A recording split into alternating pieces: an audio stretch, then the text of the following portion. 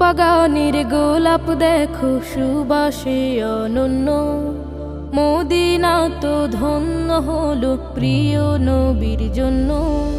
ফুল বাগানের গোলাপ দেখো সুবাসে অনন্য, মদিনা তো ধন্য হলো প্রিয় নবীর জন্য। মদিনা তো ধন্য হলো প্রিয় নবীর জন্য। তাই তো আমি বারে বারে তার প্রেমেতে ভাসি, নিজের প্রাণের চেয়ে আমি তাকে ভালোবাসি।